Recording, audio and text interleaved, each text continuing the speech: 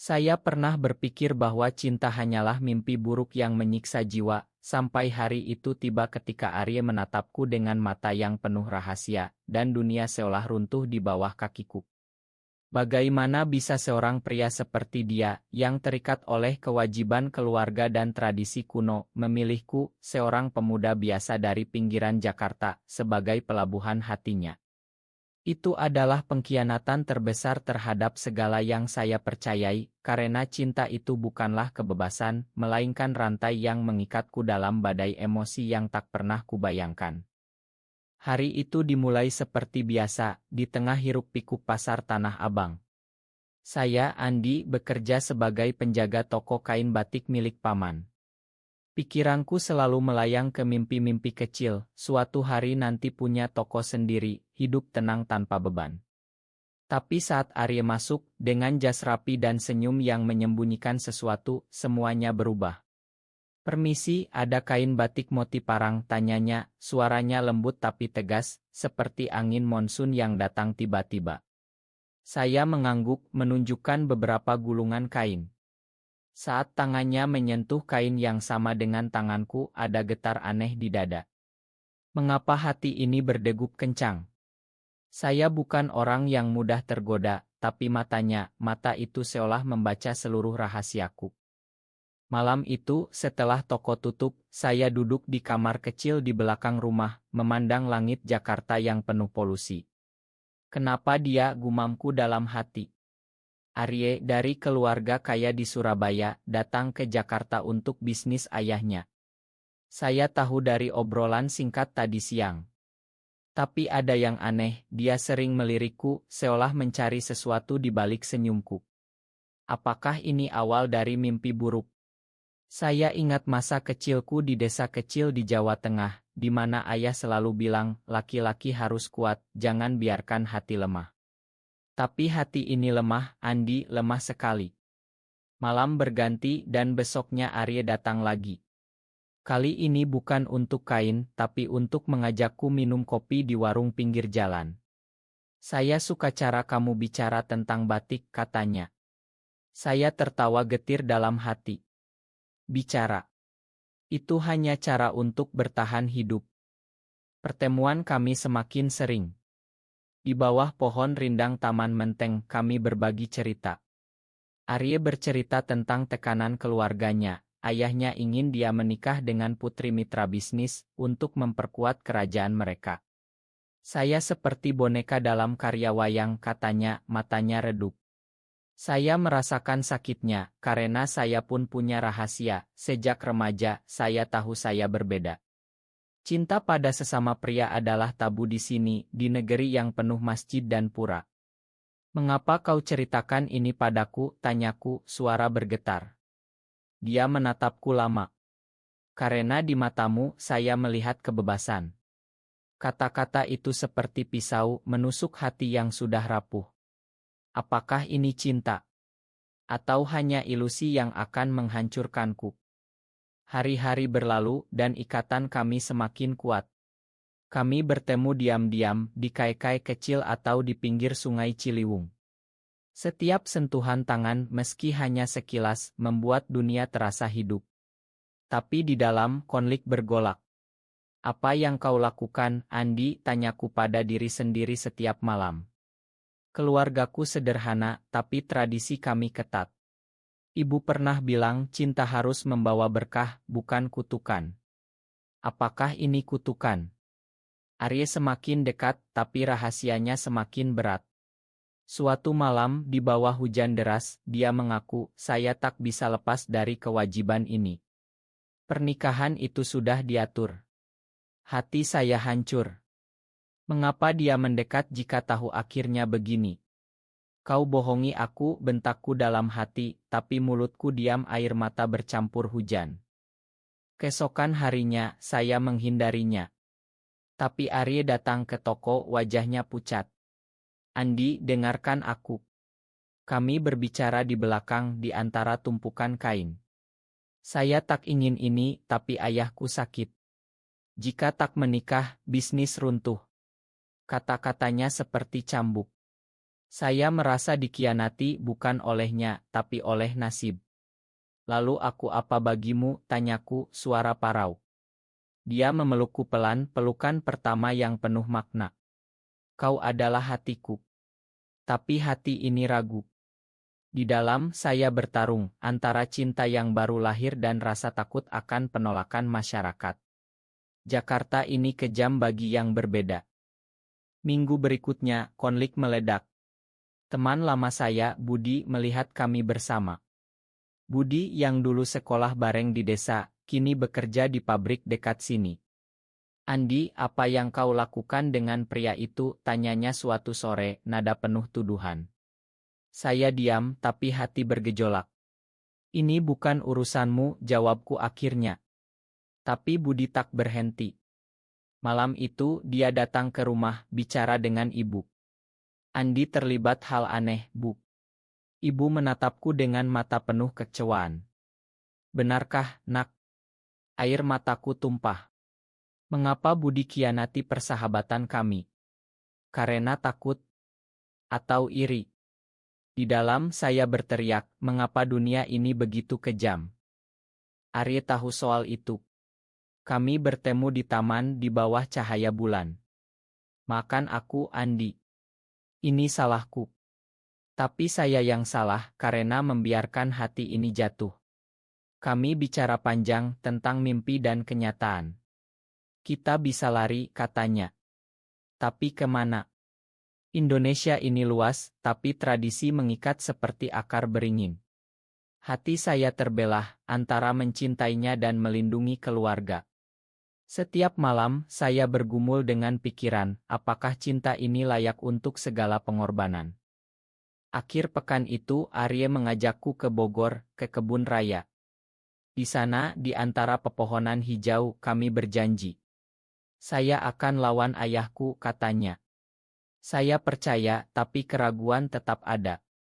Pulangnya, telepon dari ibu, pulanglah, nak. Ada yang ingin bicara. Di rumah, ayah Arya menunggu. Pria tua itu dengan wajah keras bilang, jauhi anakku atau kau akan menyesal. Ancaman itu seperti petir. Mengapa? Karena dia tahu rahasia kami. Budi yang bocorkan. Pengkhianatan itu menyakitkan lebih dari apapun. Malam itu saya menangis sendirian. Mengapa, Tuhan? Mengapa cinta ini harus begini? Arya menelepon, suaranya gemetar. Kita harus bertahan. Tapi bagaimana? Konflik dalam hati semakin dalam. Saya memikirkan masa depan, hidup tanpa dia, atau melawan dunia. Pilihan itu menyiksa. Hari-hari berikutnya seperti neraka. Saya menghindari Arya, tapi hatiku memanggilnya setiap saat. Di toko, pikiranku melayang ke kenangan, senyumnya, suaranya, sentuhannya yang lembut. Andi, kau bodoh, gumamku pada cermin setiap pagi. Mengapa jatuh cinta pada seseorang yang terikat kewajiban? Tradisi Indonesia ini seperti dinding batu, pernikahan adalah kewajiban, bukan pilihan. Arya dari keluarga ningrat Jawa, di mana tahta dan warisan lebih penting dari hati. Saya hanya anak desa yang bermimpi besar. Suatu siang, Arya datang lagi. Kita bicara, pintanya. Kami duduk di warung kopi di antara asap rokok dan obrolan orang. Ayahku marah besar. Dia tahu dari Budi. Nama Budi membuat darahku mendidih. Teman yang kukhianati. Tidak, dia yang khianati aku. Mengapa Budi lakukan itu, tanyaku. Arya menggeleng. Mungkin takut. Di desamu hal seperti ini bisa hancurkan nama baik. Hati saya perih. Ya, di desa gosip seperti api liar. Saya ingat saat kecil, tetangga mengucilkan seorang paman karena berbeda. Apakah aku akan seperti itu? Malam itu, konflik dalam hati semakin hebat. Saya berbaring, memandang langit-langit kamar. Apa arti cinta ini jika hanya menyakiti? Arya menelepon, suaranya penuh keputusasaan. Andi, aku tak bisa tanpa kamu. Kata-kata itu seperti madu beracun. Saya ingin percaya, tapi rasa takut lebih kuat. Bagaimana dengan pernikahanmu? Tanyaku. Dia diam lama. Aku akan batalkan. Tapi saya tahu itu tak mudah. Ayahnya sakit, bisnis bergantung padanya. Pengorbanan itu terlalu besar. Keesokan harinya, Budi datang ke toko. Wajahnya penuh penyesalan. Andi, Ma. Aku takut untukmu. Takut, bentakku dalam hati. Kau hancurkan hidupku. Kami bertengkar. Kau tak mengerti, di sini orang seperti kita bisa diusir, katanya. Orang seperti kita, ulangku, suara gemetar. Ya, Budi juga punya rahasia serupa. Pengkhianatannya karena takut sendiri. Itu membuatku semakin bingung. Apakah semua ini karena masyarakat yang tak menerima? Arye dan saya bertemu lagi di pinggir danau Situ Gintung. Air tenang, tapi hati bergolak. Kita harus putus, kataku meski hati menjerit tidak. Dia menatapku, mata berkaca. Jangan, Andi. Ini ujian. Kami berdebat, suara semakin tinggi. Kau terikat kewajiban. Aku tak mau jadi penghalang, teriakku. Dia memegang tanganku. Kau bukan penghalang, kau alasan aku hidup. Saat itu emosi meledak. Saya menangis, dia juga. Cinta ini begitu dalam, tapi sakitnya tak tertahankan. Pulang, ibu menunggu. Nak, apa yang terjadi? Tanyanya lembut. Saya ceritakan semuanya, air mata mengalir. Ibu diam, lalu pelukku. Cinta tak salah, tapi dunia ini keras. Kata-katanya seperti obat, tapi luka tetap ada. Malam itu, saya bermimpi Arye pergi meninggalkanku sendirian. Bangun dengan dada sesak. Apakah ini akhir, pikirku. Minggu berikutnya, ayah Arye meneleponku. Datanglah ke Surabaya. Saya ragu, tapi pergi. Di rumah besar mereka, suasana tegang. Ayahnya duduk lemah di kursi roda. Kau hancurkan anakku, katanya. Saya diam, hati berontak. Bukan saya, tapi tradisi yang hancurkan kami. Arye masuk, wajah marah. Ayah, cukup. Pertengkaran keluarga meledak. Arye membela kami, tapi ayahnya tak bergeming. Pilih bisnis atau dia. Arye memilihku. Tapi itu awal badai. Keluarga memutus hubungan, bisnis goyah. Saya merasa bersalah. Ini salahku, gumamku setiap hari. Arye pindah ke Jakarta, tinggal bersamaku di kamar kecil. Hidup susah, tapi cinta kami tumbuh. Tapi di dalam keraguan tetap, apakah ini layak? Budi datang lagi, minta maaf sungguhan. Aku salah. Aku juga seperti kalian. Pengakuan itu menyembuhkan luka. Kami bertiga bicara tentang perjuangan. Tapi konflik tak berakhir. Masyarakat mulai bergosip. Di toko, pelanggan menjauh. Andi yang aneh itu, bisik mereka. Hati saya hancur berkeping.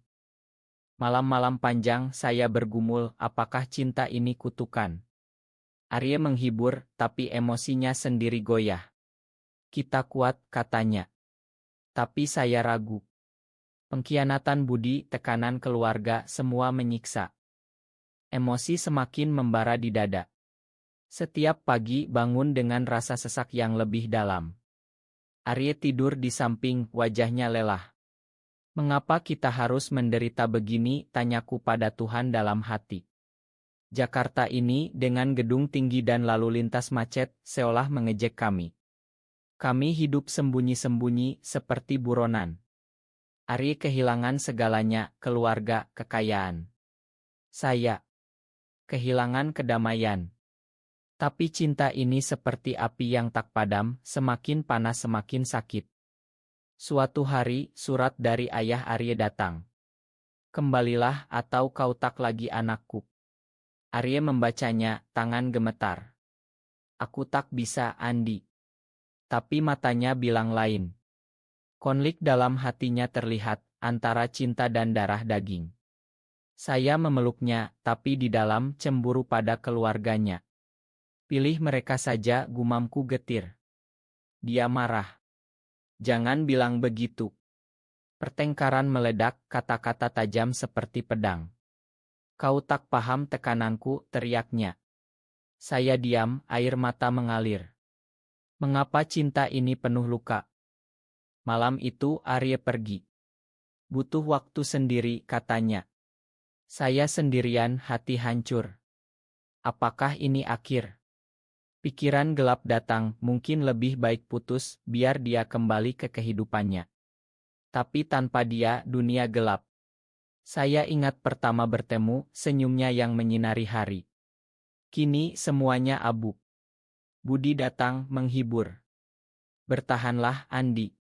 Tapi kata-katanya hampa. Di dalam saya berteriak, mengapa aku yang harus menderita? Arya kembali 2 hari kemudian, wajah pucat. Ma, aku takut kehilanganmu. Kami berdamai, tapi luka semakin dalam. Kami pergi ke pantai Ancol, mencoba lupakan masalah. Di sana, di bawah matahari terbenam, dia berjanji lagi. Kita bangun hidup baru. Tapi saat itu, telepon berdering, ibunya sakit. Aku harus pulang, katanya. Saya mengangguk, tapi hati menjerit. Mengapa selalu ada rintangan? Di Surabaya, Arya terjebak. Pesan-pesannya penuh keputusasaan. Ayah memaksaku menikah. Hati saya seperti ditusuk. Pengkhianatan. Tidak, tapi rasanya begitu. Saya bayangkan dia dengan wanita itu dan emosi meledak. Kau bohongi aku, balasku. Dia menyangkal, tapi keraguan tumbuh. Malam-malam tanpa tidur, saya bergumul, apakah cinta ini palsu? Kembali ke Jakarta, Arya berubah. Lebih diam, lebih jauh. Apa yang terjadi, tanyaku. Dia cerita, ayah memaksa, tapi dia tolak. Tapi ada rahasia, wanita itu, Rina, tahu tentang kami. Dia ancam bocorkan, katanya. Ancaman itu seperti bom. Masyarakat Indonesia ini dengan norma ketat bisa hancurkan kami. Saya marah pada Rina, pada dunia. Kita lawan, kataku. Tapi di dalam, takut melumpuhkan. Konflik memuncak saat Rina datang ke Jakarta. Bertemu di KAI, wajahnya dingin. Jauhi Arya atau semua tahu. Saya diam, hati berontak. Arya marah besar. Ini pengkhianatan. Kami bertengkar lagi, tapi kali ini lebih hebat. Kau biarkan ini terjadi, tuduhku. Dia menangis. Aku berjuang untuk kita. Emosi campur aduk, cinta, marah, takut. Malam itu, saya hampir menyerah. Mungkin kita tak ditakdirkan. Tapi Arya memegang tanganku. Jangan menyerah. Kami bicara sepanjang malam tentang mimpi, tentang perjuangan. Cinta ini semakin dalam, tapi sakitnya semakin tajam. Budi membantu mencari cara. Kalian bisa pindah ke Bali, mulai baru. Ide itu memberi harapan. Tapi ayah Arya sakit parah. Arya pergi lagi. Ini terakhir, janjinya.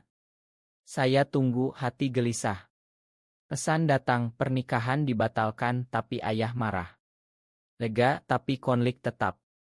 Emosi semakin membuncah. Setiap hari, saya merasakan beban lebih berat. Apakah layak, tanyaku pada diri. Cinta ini seperti badai, menyapu segalanya. Rasa sakit semakin menusuk, seperti duri yang tak bisa dicabut. Arya kembali, tapi bayang-bayang masa lalu mengejar. Ayah memutuskan warisan, katanya, suara pecah. Saya memeluknya, tapi di dalam, rasa bersalah membara. Ini karena aku, gumamku. Dia menyangkal, tapi mata bilang benar. Kami hidup miskin, bekerja keras. Di pasar malam Glodok, Arya bantu jual kain. Tapi gosip menyebar.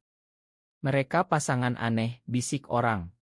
Hati saya perih, setiap tatapan seperti cambuk.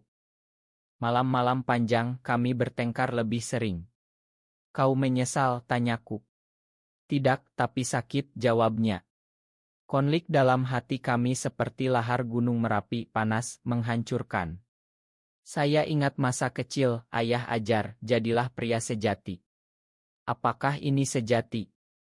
Cinta pada Arye membuatku meragukan segalanya. Mengapa Tuhan beri cobaan ini, doaku setiap sholat. Rina muncul lagi, kali ini dengan ancaman nyata. Aku punya bukti, katanya di telepon. Arye panik. Kita harus hentikan ini. Kata-katanya seperti pengkhianatan. Hentikan. Setelah semua, bentakku. Pertengkaran meledak, barang-barang beterbangan. Kau tak kuat, tuduhnya. Saya pergi, hati hancur berkeping. Di jalanan Jakarta malam, saya menangis. Mengapa cinta ini begitu kejam? Kembali, kami berdamai. Tapi luka semakin dalam. Budi bilang, kalian perlu bantuan. Kami temui konselor di masjid, tapi rahasia bocor. Imam bilang, ini dosa, tapi Tuhan Maha Pengampun. Kata-kata itu memberi harapan, tapi masyarakat tak ampun. Teman-teman menjauh, keluarga Arye mengancam hukum. Emosi memuncak saat ayah Arye meninggal. Arye pergi ke pemakaman sendirian. Jangan ikut, katanya. Saya tunggu di Jakarta, hati gelisah. Pesan datang, ayah makan aku sebelum pergi. Air mata saya tumpah. Tapi dengan kematian itu, warisan jatuh ke saudara Arye yang benci kami. Ancaman baru, kalian akan diusir dari negeri ini. Arye kembali, rusak. Semua hilang. Kami peluk erat, tapi di dalam, keputusasaan membara. Apakah kita bertahan, tanyaku. Dia diam malam itu, kami bicara tentang masa depan. Pindah ke luar negeri, usulnya. Tapi Indonesia adalah rumah. Konflik ini menyiksa antara tanah air dan cinta. Rina datang lagi, tapi kali ini berubah. Ma, aku cemburu. Pengakuan itu mengejutkan. Dia suka Arye, tapi tahu tak bisa. Biarkan kalian bahagia. Pengampunan itu seperti angin segar, tapi luka tetap. Emosi semakin liar. Setiap hari, saya bergumul dengan rasa takut kehilangan. Cinta ini seperti ombak Samudra Hindia, indah, tapi bisa tenggelamkan. Arye semakin lemah, kesehatan goyah. Ini karena stres, kata dokter. Saya rawat dia, hati perih. Jangan tinggalkan aku, pintaku. Konflik memuncak saat saudara Arye datang. Kembalilah atau aku laporkan. Ancaman hukum membuat kami gemetar. Di Indonesia, cinta seperti ini bisa jadi pidana. Hati saya berontak, mengapa dunia tak beri ruang. Malam itu, Arye hampir menyerah. Mungkin kita putus. Kata-kata itu seperti pisau. Saya menangis, memohon. Jangan. Pertarungan emosi hebat, tapi kami bertahan. Cinta ini semakin kuat, meski sakitnya tak tertahankan. Sakit hati seperti badai yang tak berhenti, menyapu jiwa hingga tak bersisa. Arye sakit parah, demam tinggi. Saya rawat di rumah sakit kecil di pinggiran. Ini karena aku, gumamku, air mata tak henti. Dokter bilang stres penyebabnya. Stres dari perjuangan kami. Di samping tempat tidurnya, saya pegang tangan. Bertahanlah, sayang. Kata itu keluar begitu saja, penuh emosi yang membuncah. Arye tersenyum lemah. Aku tak mau tinggalkanmu. Malam-malam di rumah sakit, saya tak tidur. Pikiran bergolak, mengapa Tuhan uji kami begini? Saya ingat ayat Al-Quran tentang kesabaran. Tapi kesabaran ini habis. Saudara Arye datang, wajah dingin. Ini akibatmu. Tuduhannya seperti api. Saya marah. Bukan. Ini karena kalian tak terima cinta kami. Pertengkaran meledak di koridor. Perawat pisahkan kami. Di dalam hati hancur. Mengapa keluarga jadi musuh? Arye bangun, tahu semuanya. Biarkan saja. Tapi matanya penuh luka.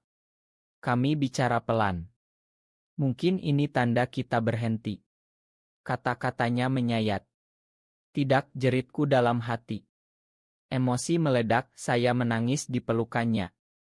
Kita sudah sejauh ini. Dia peluk balik meski lemah. Cinta ini seperti akar yang dalam, tak bisa dicabut meski badai datang. Pulang dari rumah sakit, kami lebih dekat. Tapi ancaman saudara Arya nyata, dia laporkan ke polisi. Cinta terlarang, katanya. Di Indonesia, undang-undang bisa jadi senjata. Kami sembunyi, pindah ke rumah kecil di Depok. Hidup seperti buronan, tapi emosi semakin dalam. Setiap malam, kami berbagi mimpi. Suatu hari, kita bebas, kataku. Arya angguk, tapi keraguan ada. Budi bantu bawa pengacara. Kalian bisa lawan. Tapi biaya mahal. Kami jual barang, hidup susah. Emosi campur, harapan dan keputusasaan. Apakah layak, tanyaku lagi. Arya jawab, layak karena kau. Konflik memuncak saat polisi datang. Interogasi panjang, tuduhan moral. Hati saya gemetar. Ini bukan dosa, bentakku dalam hati. Arya lindungi aku. Ini urusan kami. Mereka pergi, tapi ancaman tetap. Malam itu, emosi membara. Aku takut, Andi. Pengakuan Arya membuatku hancur. Saya peluk dia, janji kita bersama. Rina datang bantu. Aku salah dulu. Dia beri uang dari hati nurani. Pengampunan itu menyembuhkan, tapi luka dalam. Kami pergi ke Bali, cari kedamaian. Di sana, di pantai Kuta, bawah matahari, kami berjanji abadi. Tapi di dalam, badai masih ada. Apakah ini akhir bahagia, pikirku. Kembali ke Jakarta, saudara Arya mundur. Ayah tak mau begini, katanya. Perdamaian datang, tapi terlambat. Emosi kami rusak. Arya semakin lemah. Aku capek, katanya. Hati saya menjerit, jangan pergi. Malam terakhir, Arya bicara, terima kasih atas cinta ini. Matanya tutup. Saya jerit, dunia runtuh. Dokter bilang gagal jantung karena stres. Emosi meledak, air mata banjir. Mengapa kau tinggalkan aku? Pemakaman di Surabaya, keluarga terima aku. Ma, kata saudaranya. Tapi terlambat. Hati hancur selamanya. Kehilangan Arya seperti lubang hitam di jiwa, menyedot segala cahaya. Setiap pagi bangun dengan dada kosong. Mengapa kau pergi, tanyaku pada angin. Bali, tempat janji kami, kini hanya kenangan pahit. Saya kembali ke Jakarta, tapi kota ini asing. Teman-teman datang, Budi paling setia. Dia bahagia karena kamu, katanya. Tapi kata-kata hampa. Di dalam, emosi bergolak seperti lautan pasca badai, tenang di permukaan, tapi arus bawah menyiksa. Malam-malam, saya baca surat Ari. Cinta kita abadi, Andi. Air mata tumpah. Mengapa dunia ambil dia? Tradisi, masyarakat, pengkhianatan, semua pembunuh. Saya bergumul dengan Tuhan, mengapa uji cinta kami?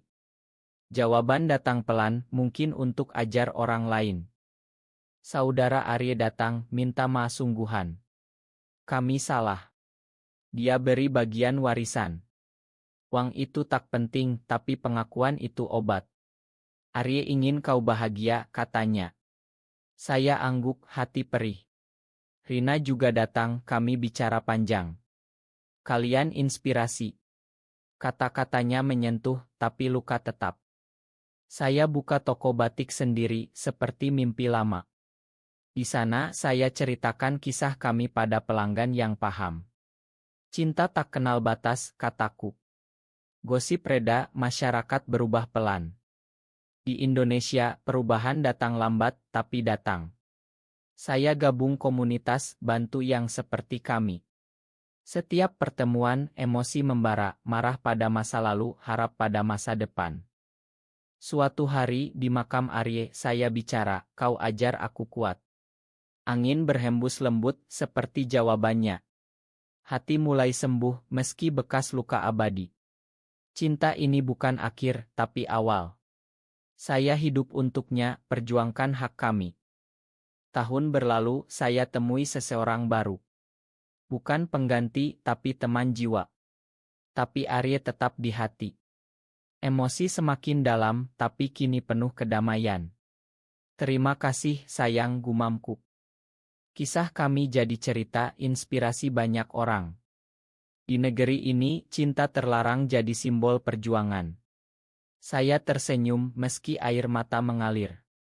Hidup terus dengan pelajaran cinta sejati tak pernah kalah, meski dunia lawan.